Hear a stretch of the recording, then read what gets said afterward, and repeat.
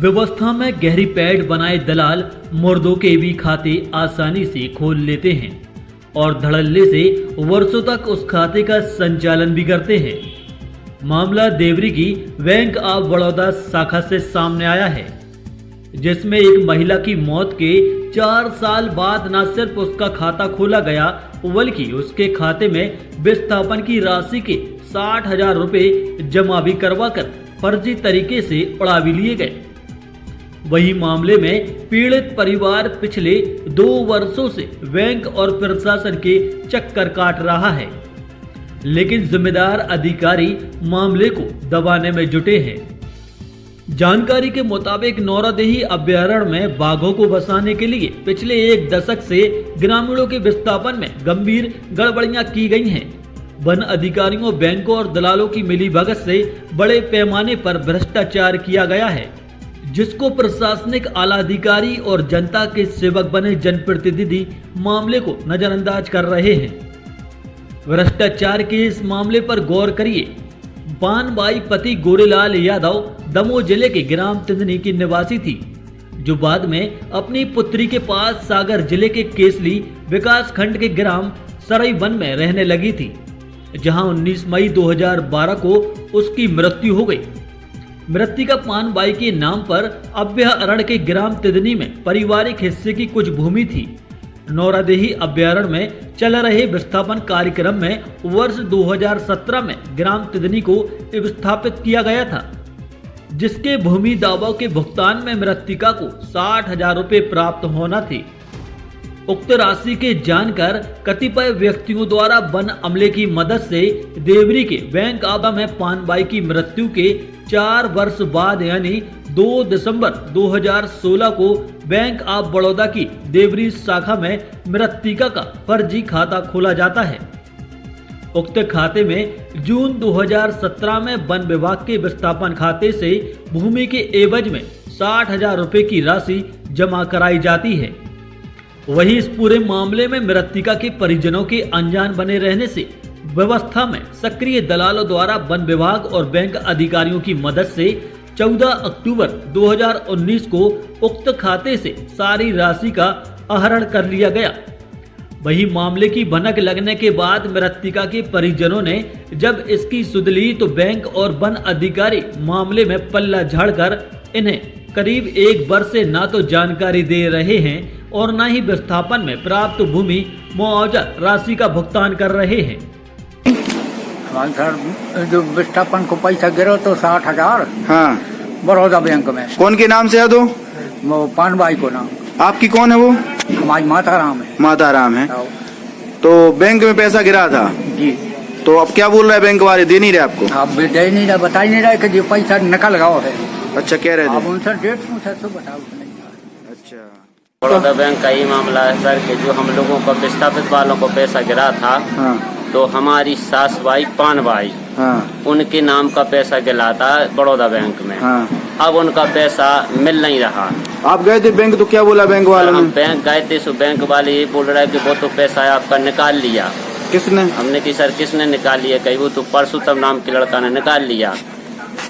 वहीं जब इस मामले में बैंक प्रबंधक से जानकारी लेने का प्रयास किया गया तो उन्होंने कैमरे के सामने तो कुछ नहीं बोला, लेकिन मौखिक रूप से अपना पक्ष रखा।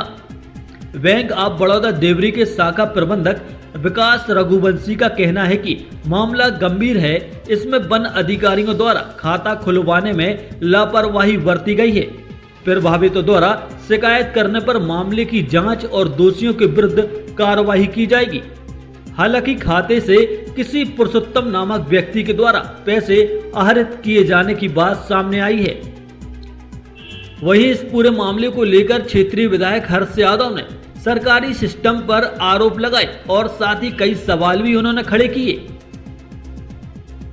नौरादेही अभयारण्य के अंतर्गत विस्थापन के ये मामले जो है, बहुत सारे मामले मेरे संज्ञान में है। एक नया ताजा मामला तिंदनी का मेरे सामने आया था, जिसमें पीड़ित परिवार की लड़की, जिसकी मां का देहांत 2012 में हो गया था। मां देहांत होने के बाद कतिपय लोगों की साजिश के तहत 2016 में उसका बैंक में खाता खुल गया, जबकि वो मृत हो चुकी थी 2012 में। और एक और महत्वपूर्ण बात यह है कि 2019 में खाते में जो राशि आई उसका भी आहरण हो गया। कहीं ना कहीं ये मामला बड़ा संवेदनशील मामला है। हमें लगता है इसमें फॉरेस्ट विभाग के बहुत सारे लोग इसमें शामिल हैं। मुझे लगता है कि इसमें बैंक के अधिकारी कर्मचारी भी शामिल हैं और कहीं ना कहीं इस तरह की घटनाएं विस्थापनों के साथ वन विभाग के अधिकारी कर्मचारियों के द्वारा लगातार हो रही हैं। बहुत सारी शिकायतें भी नौराद या रतभरण क्षेत्र में वन विभाग के द्वारा जो कार्य किए जाते हैं उसकी शिकायतें भी लगातार मेरे संज्ञान में आई है। मैंने विधानसभा में भी रखने का अवसर मिला था तो रखी भी थी। और सौभाग्य की बात है जो विस्थापित होकर आए हैं उनको मूलभूत सुविधाएं मध्य प्रदेश सरकार के द्वारा, केंद्र सरकार के द्वारा नहीं दी जा रही हैं। मेरा स्पष्ट आरोप है कि विस्थापन नीति में स्पष्ट प्रावधान का उल्लेख है कि विस्थापित लोगों को मूलभूत सुविधाएं मिले। मगर दुर्भाग्य की बात है मेरी विधानसभा क्षेत्र में इस तरह की गड़बड़ियां सामने आ रही हैं और कहीं न कहीं वन विभाग के लोग बड़े स्तर पर इस रैकेट में शामिल हैं। इस पूरे विस्थापन कार्यक्रम में चल रहे पात्रों को अपात्र और अपात्रों को पात्र बनाने के खेल में दावा प्रकरणों में आयु संबंधी प्रमाणों में दाखिल खारिज नंबर, फर्जी अंक सूचियां, पंचनामा से लेकर एक्सरे सहित मेडिकल प्रमाण पत्रों को भी आधार बनाया गया है, जिनके कई मामले प्रशासनिक अधिकारियों द्वारा निरस्त भी कर दिए गए हैं।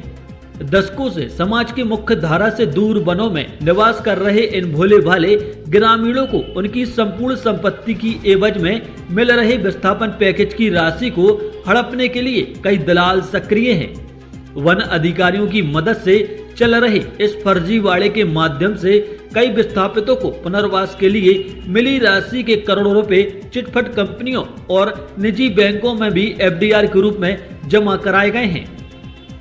वहीं कई वन अधिकारियों और दलालों द्वारा वाहन कंपनियों से साठगांठ करके बड़े पैमाने पर सैकड़ों की तादाद में 2 पहिया और 4 पहिया वाहनों की खरीद ग्रामीणों को करवाकर लाखों रुपए कमीशन प्राप्त किया है। हालांकि इस पूरे कारनामे में अभयारण्य की विभिन्न रेंजों के जिम्मेदार अधिकारी, उनके परिजन और सहयोगी संलिप्त हैं। ग्रामीणों को विस्थापन पैकेज से पुनर्वास के लिए मिली राशि की जांच में कई फर्जीवाड़े उजागर हो सकते हैं अगर इन मामलों पर गंभीरता से जांच कर दोषियों पर कार्रवाई की जाती है तो। सिटी न्यूज सागर के लिए देवरी से राकेश यादव की रिपोर्ट।